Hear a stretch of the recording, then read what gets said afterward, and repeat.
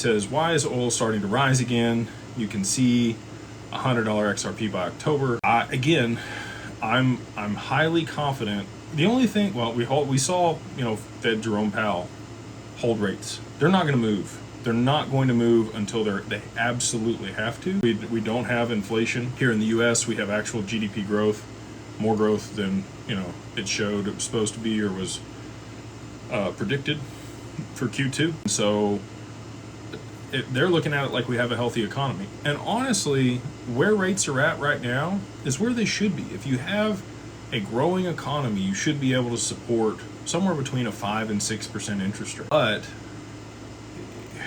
people are so used to free money for the last 15 years that it's hard to break that habit. But I do think they could actually raise interest rates. I know that that's counterintuitive to what most people think, and I don't think they will. I think that you're going to see the U.S. interest rates come down.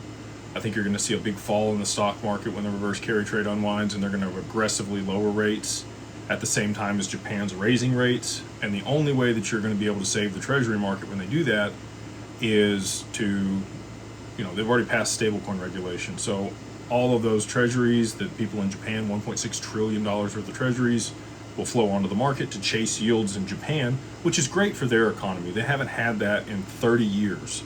Had stagflation in their economy with zero interest rates and sometimes negative interest rates at times. So really excited for Japan to have a healthy economy and be able to see growth.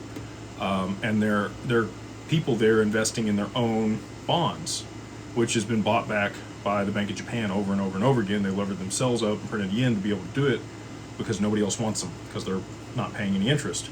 But if they raise rates aggressively because of oil, you will see people dump U.S. treasuries, especially if we're lowering rates, to swap into those